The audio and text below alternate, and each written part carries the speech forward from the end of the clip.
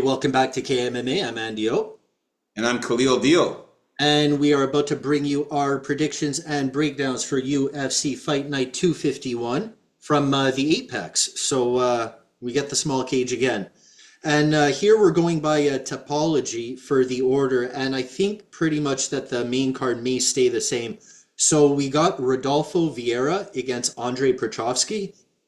Then we have Edmund Shabazian against Dylan Butka, followed by Jose Delgado against Connor Matthews. Then for the feature fight, it's Ismail Bonfin against Nazim Sadikov. Then we have co-main evening is Calvin Qatar against Youssef Zalal. And for the main event, we have Jared Cannonier against Gregory Rodriguez. So for the first card, for the first fight, we have Rodolfo Vieira against Andre Petrofsky. And your pick real deal will be... All right. This is awesome, man. This main card looks good. Yeah, Rodolfo Vieira and Andre Petrofsky it's not an easy fight to figure out here who's going to win, because both of these guys are very good grapplers and wrestlers in their own right. If we're looking at this here, we can see that Rodolfo Vieira, though, he is a submission specialist. Okay, he's a finisher. Never won by decision. He's got one knockout and 9 submissions. So 90% of his wins are by submission. I'll tell you guys right now, I am putting a bet on Rodolfo Vieira by submission. If you don't, there's a problem with you, because the guy has 9 submissions out of his 10 wins. I mean, he is a super good black belt in jiu-jitsu, and he's got a variety of submissions that he can do. The guy's got arm triangle chokes. He's got rear naked chokes, to name a few of his submissions there. Just even digging back a little further, he's got guillotines. He's very good at the arm triangle. So you never know what he could do. Arm bars even. So Rodolfo Vieira by submission is a very good prop to pick.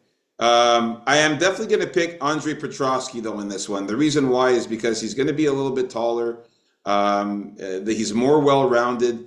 I think he's a better boxer on the feet than Rodolfo Vieira. I think he's got very good striking. Andre Petrofsky's striking has been underrated, I find, because his striking is pretty decent. He knows how to box. He knows how to move well in there. He knows. I think his striking has been overrated, and you think it's underrated. So I think we found a medium on this guy as far as his striking goes.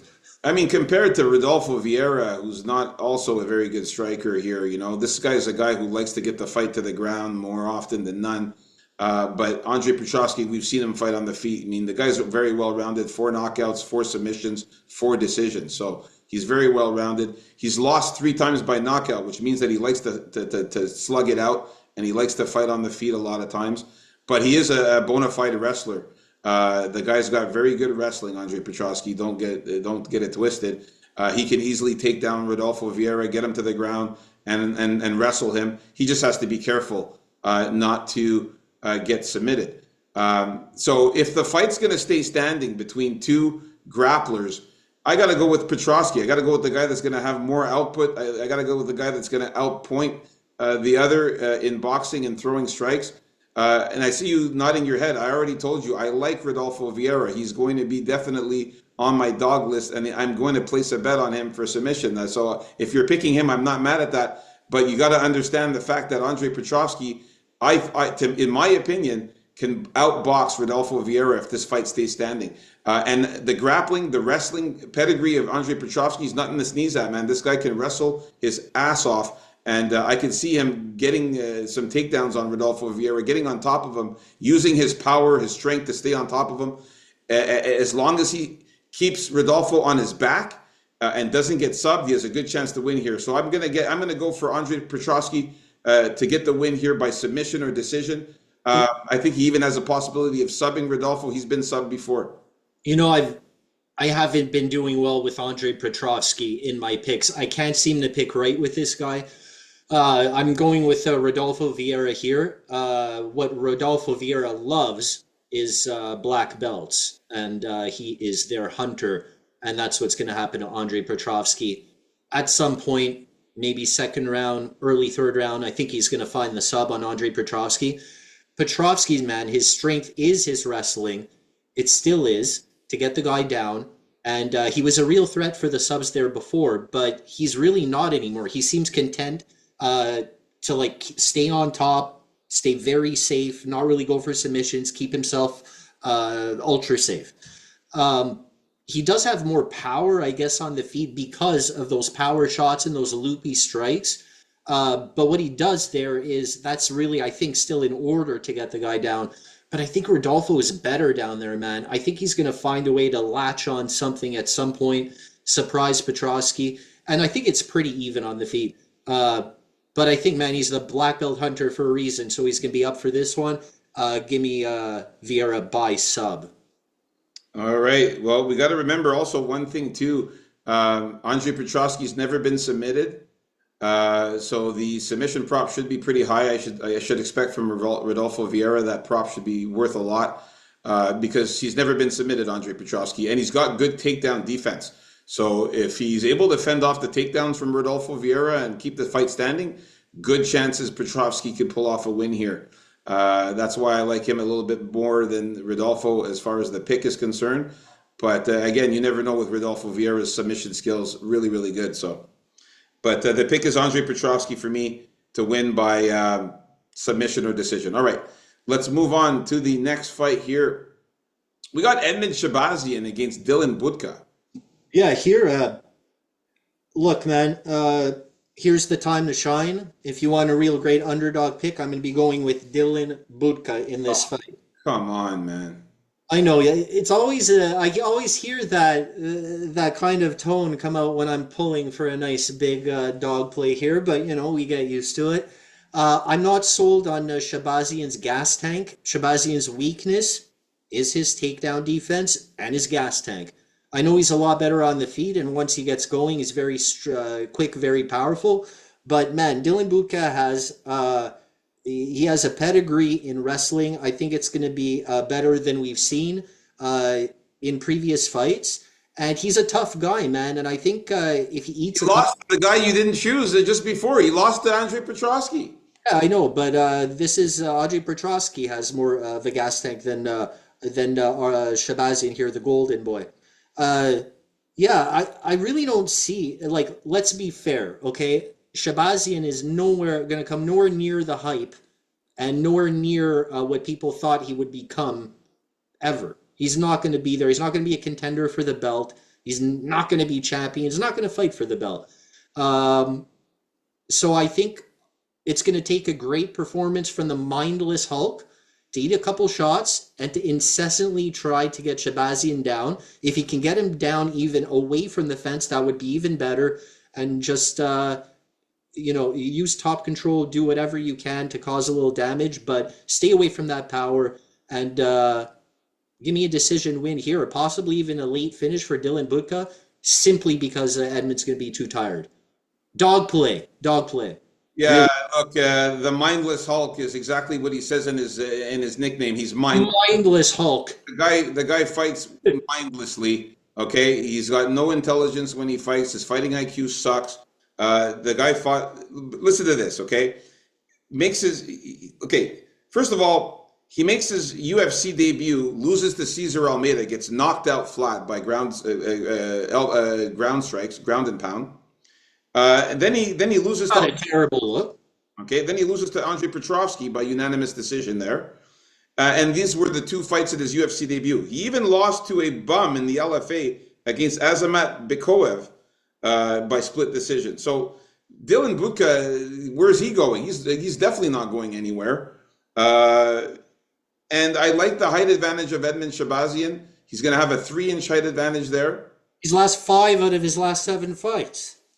Yeah, and he's lost to some quality people like Gerald Mearshart, for example, who subbed him. And Gerald Mearshart is a submission specialist. He's a vet. He's very good at what he does. Yeah, it was a simple game plan. So I called a second round sub. Remember on that one, second round sub for Gerald Mearshart worth like whatever 12 times your money or something. I remember that one. And I didn't even pick a sub in the first round because I felt the only way Shabazian's going to win this fight is to knock him out in the first round. If Mearshart can survive, give me a second round sub or a third round sub. That's really all it takes. So if But Butka Dylan Budka adapts, does not have that kind of submission it skills. does it doesn't matter the way Shabazian gets tired, and I don't need a submission from Butka. All I need is a massive underdog win. First of all, the guy's fought in the UFC 2 times, lost both of those fights. Edmund Shabazian has fought in the UFC much more, and he's fought very good opponents. Who's he losing to? Guys like Nasruddin Umavov, who we just saw is the champion. He lost to Anthony Hernandez, a very, very good fighter. We know how good Anthony Hernandez is. And Gerald Mearshart. So the guy's losing to really, really good grapplers, really good fighters, really strong, like high end fighters. This is a step down in competition for Edmund Shabazian. You know what I think this really is? Because he's pretty young, Butka himself, right? He's a couple years younger than 7 Shabazian. years old, as you can see here. He's I, only I, 7 years older. I think the matchmakers made this fight to either get Shabazian out of there or the fact that Butka is still there to prove something to them as to Yeah, why. I think they want Budka out. Otherwise, and I believe it's going to be Butka winning this if he survives the first round, okay, if he avoids that power, because I think he would be out of here already, Butka. But since he's not, I think there is some hope for him. And I think I can count on the gassing out of the Golden Boy here. That's why. This guy's been knocked out by Cesar Almeida. His Almeida's great. Edmund Shabazian can knock him out. He's got 11 knockouts out of his 13 wins. He's got knockout power. Edmund Shabazian's got kicks. I wouldn't trust him. I wouldn't trust him at these odds. All right, let me get my word in here. Edmund Shabazian's got good body kicks, good kicks to the body. He's got good striking. He's a much better striker than Dylan Budka. Dylan Budka, all he does is wrestle. Edmund Shabazian's got good takedown defense. He could crack you when you try to take him down. He's got good knees. I can see him kneeing Dylan Budka as Budka tries to shoot for a takedown. I can see Edmund Shabazian piecing him up on the feet by jabbing and throwing good punches at him, and not giving Budka the chance to get the takedown. If he stops the takedown, he's winning this fight easily over Dylan Budka. If Budka can't get the takedown, Shabazian is going to cruise through this one, maybe even knock him out or win by decision. I got Shabazian winning by KO or decision in this one. I don't see Dylan Budka taking him down easily, especially Shabazian being the taller and bigger guy here. I'll say this. I will consider maybe a sprinkle on Shabazian with a knockout in the first round. All right. But yeah, definitely we're in disagreement here. We're disagreeing in a lot of these fights in this UFC Fight Night, man. We'll see what happens. All right, let's move on up to the next one here. We got Jose Delgado against Connor Matthews. I'm not going to talk too much about this one here. I got Jose Delgado. He's going to be the taller guy. 3-inch height advantage there. I like Jose Delgado. The guy's got, he's a finisher, okay? He goes out there. He's never won by decision. He goes out there and he finishes you. He's got good striking, good submissions. He's got very good grappling. Connor Matthews, Bad News Matthews here they call him. The only bad news is that he's going to lose for Connor Matthews fans. He's got 5 submissions, okay? He does have some Brazilian jiu-jitsu, but that's all he really does. Jose Delgado's takedown defense is good, and he's got subs of his own. I thought you called him Bad News on your own. I just said Bad News Matthews here. I didn't realize it was his nickname until That's a nickname, yeah. And he's also going to have a 2-inch reach advantage for Jose Delgado here. I definitely like Delgado to win this one by knockout or decision. Knockout or submission. The guy's never won by decision. He's got finishes. I think that he manages to knock out Connor Matthews. Connor Matthews is a decent fighter, but he's been knocked out by Dennis Budka, your boy. Oh boy, he got knocked out his last fight by him. And funny enough, he fought the other guy there, Francis Marshall, that we spent so much time on. In the Contender Series. Yeah, and he lost by unanimous decision to him in the Contender Series. That's why Francis Marshall was able to grapple and use his wrestling skills on him. Connor Matthews is not the greatest. I think he loses this one. Jose Delgado to win by knockout seems very live here. Yeah, I agree. Speaking of the guys who may not even belong along with Butka there. I'll even say it, even if I'm picking Butka in this particular fight, I'll say it. Maybe he doesn't even belong. Connor Bad News Matthews may be another guy that may not quite belong. Uh, I find this like when you're comparing their level of striking, it's almost okay. Here's an amateur striker and posture and the way you strike, and here's a professional striker in Delgado. That's how I would describe it here. Delgado, he wants to strike, but he's very good on the ground too, and he uses his man. He uses nice combos, and everything sets up to the next thing. I find just very good. I think this is out of the setup fights, man. This is a setup fight for sure for Jose Delgado. I think that's why it's on the main card here. I don't think we're going to see this card bump down to the prelims. I expect to finish for Delgado also. I don't know how, but give me a knockout or sub. Yeah, I mean the guy's 6 years younger. He's got the height advantage, the reach advantage. I think he puts it on. Like he has some subs and some scrambling Matthews, but I'll still favor Delgado in those situations. So In here, I think he's going to have a hard time. Matthews trying to use his grappling against another guy who can grapple and who's bigger than him. All right, let's move on to the next fight. This is a really good one, man. This is going to be a banger of a fight. If you guys haven't already, please like and subscribe. Ismail Bonfim against Nazim Sadikov. I'm going to tell you guys right now, Nazim Sadikov is going to make the dog list. Okay, Nazim Sadikov will make the dog list. He is a very good fighter, a very good scrappy fighter. But I like Ismail Bonfim. I'm going with the Bonfim brothers. I think both of these guys are going to win in this UFC Fight Night 251. Ismail Bonfim is all around good everywhere. He's also going to be the harder puncher. I find that he strikes really, he's got very powerful punches, got 9 knockouts out of his 20 wins. Good leg kicks, and he can also grapple as well. Nazim Sadikov too is a very good grappler as well in his own right. And he's a bit scrappy as well. He's a dog, he likes to make it a dog fight when he goes in there. I think that Bonfim's a little bit more calculated on the feet, a little bit more precise and technical. I think he fights a little bit more technical. I think he's going to land a little bit more strikes. I think he's faster, lands more punches. I think he's the better boxer out of the two. So I'm going to go with Ismail Bonfim here to win by KO or decision. How about you, Ndio? yeah, in this case, I'm going to have to go with Ismail Bonfim. I'll go with the second Bonfim brother here. With him though, the only thing is that he takes like a little while to get going. As you said, he's very patient with his strikes. And Nazim Sadikov, like he's a great kickboxer and tries to do some crazy things, like in the first round, and he tends to gas out a little after that. The way I see this, again, Sadikov has to win this fight early. Even though Bonfim isn't fighting at his, I guess, crispness in the fight, like he fights a little slowish, I guess you could say, in the first compared to the second and third round. I still think his good defense will be able to save him from anything too crazy that Nazim does. And over the course of the fight, man, he's just gonna like really have those nice precise shots, nice and fast. It may take him a tad to get going, but in the end, I think he'll get it done. So give me Bonfim by submission or decision.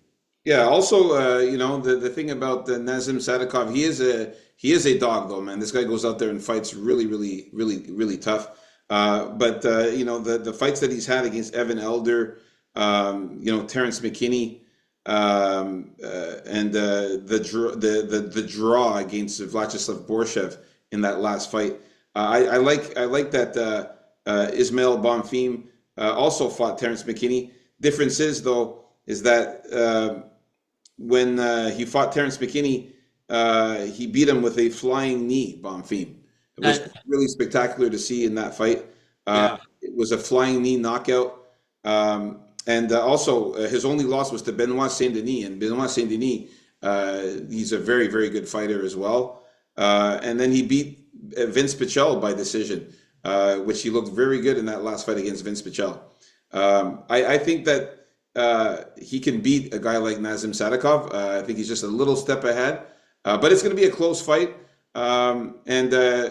He's got to watch out too, Bonfim, because he's lost 4 times by submission. All of his losses have been by submission, so he's very susceptible to submission. So he's got to be very careful. And Sadikov does have a couple of submissions there in his back pocket. So I'm going to go with Bonfim. Just a slight edge on him. Hey, things might change. Stay tuned on Friday for our final predictions there, because sometimes we change our opinions. Last week I made a change. Went for what's his name, Teixeira, who ended up winning. But I should have stuck to Tom Nolan last week, who ended up winning that one. And I switched to Borshev, and that was a bad switch. But hey, sometimes we switch our picks, man. You never know. But I like Ismail Bonfim, and we're in agreement finally for this one. Let's move on to the next fight here. Calvin Kattar against Yusuf Zalal.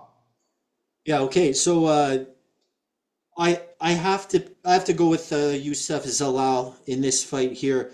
I remember when Calvin Kattar came back from getting destroyed from Max Holloway. And this is 2001 already. So he came back in 2002, like a year after that, after giving up the strike record taken against Max Holloway.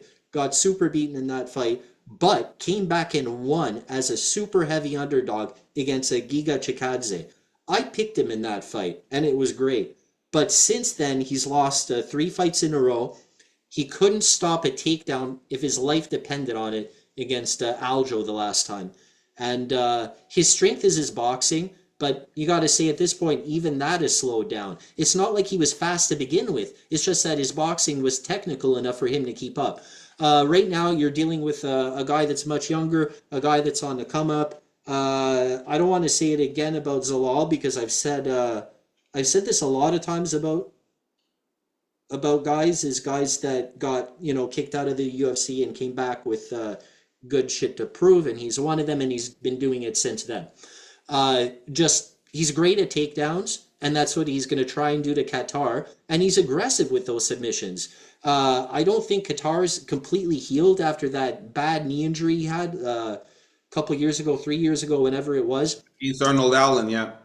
He had the Yeah, and that really set him back. And even then, he wasn't super young to begin with. So I think it's been over for a little while for Calvin Kattar.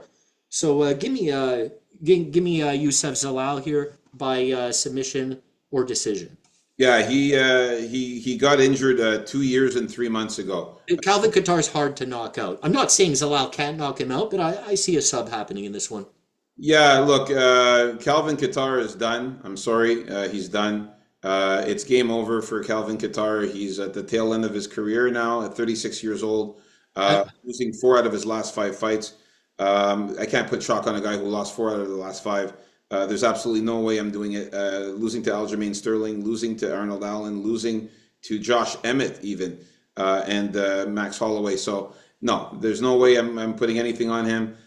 Yusuf Zalal is the pick. I think he wins by submission or decision.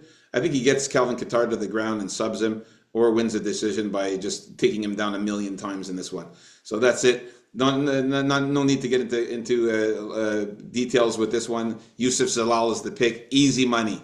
All right, let's move on to the main event of the evening. If you haven't already, guys, like and subscribe. We got the main event, Jared Cannonier, the Killer Gorilla, against Gregory Rodriguez, RoboCop.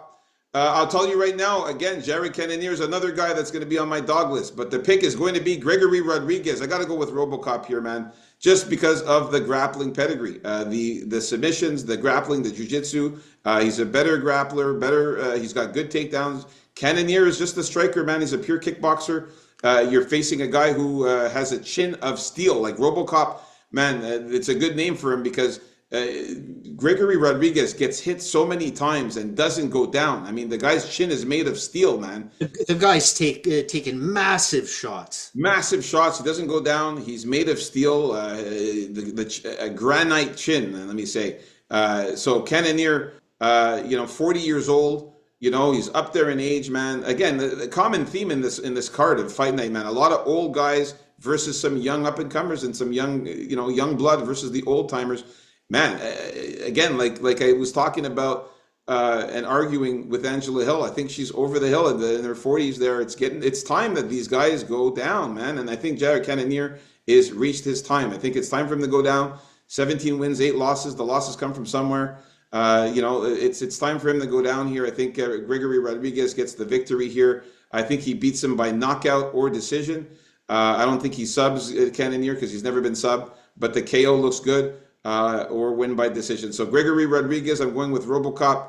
He's going to be the taller guy in this one, 3 inches taller. He's going to be the bigger guy in this one, and his reach advantage as well. Gregory Rodriguez is going to have he's going to have a Cannonier has a 2-inch reach advantage, so it's not too crazy. But man, give me the younger guy. Give me the guy who's been winning. I got to go with RoboCop. Yeah, I feel in this case I'm on the downslide side. I think I've seen a little bit of a downslide with Cannonier.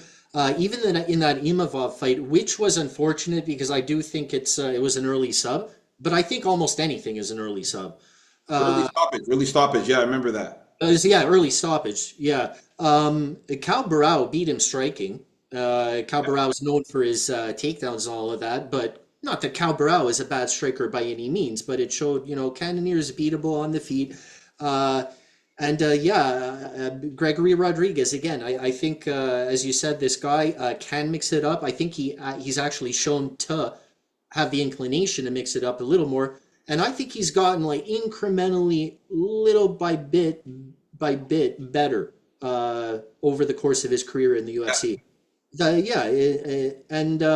So give me, sadly, I'm going to have to start, winding down on the career and the picking of Jared Cannonier. So give me a RoboCop by knockout or decision. Nice, man. Same here, man. Like I said, man, he's been on a tear lately. Knocking the shit out of Dennis Tululin, knocking out Brad Tavares. Maybe Cannonier can try and move down to welterweight and see if his career can have a resurgence or something. Since he's done since he's already done heavyweight, light heavyweight, middleweight. Big a guy to go that far down, but even CLD, man, Christian Leroy Duncan. We've seen how good that guy is, man. His only loss was to RoboCop. So yeah, RoboCop is the pick, man. So there you have it, folks. Our early predictions for the main card for UFC Fight Night 251. Like and subscribe. Stay tuned on Friday for our final predictions, thoughts, and face-offs. Man, we went 7-4 last week with that one stupid draw, that Jimmy Crute fight. But yeah, last week was rough, man. Kevin Jousset, horrible. Cody Steele, horrible. So yeah, man, it was still at 9-4, right? So 7-4. 7-4 we did last week. 7-4, not terrible. Pretty much broke even on the bets, so not bad. But we're going to be looking to bounce back this week. Bounce back. Last week was a weird card. This one here should be a good card. It looks much more promising. And me and NDO disagreeing on a lot of these, but stay tuned on Friday to see if the disagreements stand or if there's any changes. All right, folks. Peace out. KAMMA, baby.